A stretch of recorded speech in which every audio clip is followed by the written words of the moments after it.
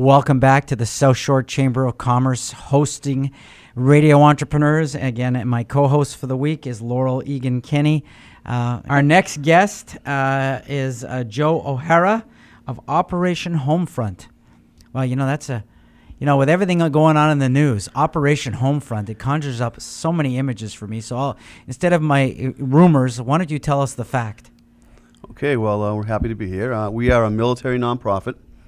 Our mission is to build strong, stable, secure military families so that they can thrive in the communities that they fought so bravely to protect. So when they come back, you help them to mainstream? Right. We focus on active, deployed, or wounded since 9/11. And we also focus on the E1 through E6, which is the lowest 6 paid ranks across all the armed forces. We just know they need so much help when they come back. And we also stress, working with the families, because we know the entire family sacrifices when someone's deployed. So we have a lot of family support programs as well. Wow. So I assume you're a vet? What a mission. I'm actually not a vet. I have my dad's Purple Heart, Wow. but not being a vet kind of makes me want to work even that much harder for those people win who them are. over? Well, just because I know what they've sacrificed, and I didn't get a chance to do it myself, so I'd like to be able to do as much as I can now. It's wonderful what you're doing. And just how did you get into this?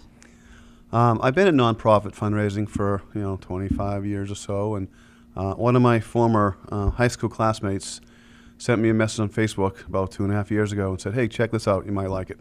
I went to the Operation Homefront website. I'd never heard of it before. I looked at it and I was blown away. I called him back in 7 seconds. I said, "I'm in." Is it a national program? It is national. Okay. Headquarters in San Antonio, Texas. It was Yeah. actually founded by 3 housewives whose husbands had just been deployed right after 9/11. Oh, wow. And they said, "Hey, we need to form some kind of group that can help us or anyone who's at home, man or woman, with those who are left behind when someone's deployed." And that's really how it began. I think if you're good at what you do, you can't help but feel other people's pain. Has it been hard for you also? Well, I think with me, and maybe at the beginning it was, but when I told this gentleman that I'm in, he said, "Well, I don't have any money to hire you. I don't have a budget." I said, "I'll volunteer." So I literally went to events the next 3 days. Then I started grant writing, and I volunteered for 6 months. I was hired part-time for a year, and then I've been full-time for a year or so more. But at the beginning, it was a little bit of whirlwind, and I really didn't know what I was in for, and it was tough seeing some of the stories. But these families are so grateful that we were there to help them. That's what really made it worthwhile, and that's what made me just say, what I'm doing is great. Can you give us an idea of the scope of your involvement? I just Good have question. to ask. I mean, is it a timing? Is it an amount of money? Is it a number of hours? Can you give us a scope of the something? biggest thing that we do is we try to help people with emergency assistance.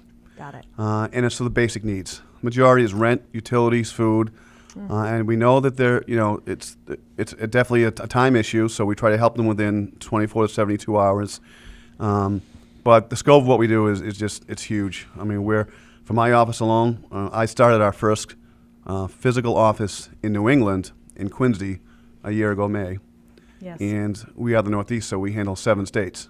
And it's myself and a part-time AmeriCorps worker. So it's very challenging to get out there and get the exposure because we want to make sure that people who need our help know who we are. And how do you get the names of the people that need help? Well, we have we work a lot with the National Guard. Okay. And they can sign up through our program, through our operationhomefront.net website. People can go there. We have a Homes on the Homefront program where we give away mortgage-free homes. We have a Military Child of the Year program where each year one child from each branch of the armed forces gets a $10,000 scholarship and a new computer system. We do so many other things. Homes our Homefront Villages program. We have villages in San Diego, San Antonio, and in Maryland where a transitioning wounded service member can go there rent-free and live with his family.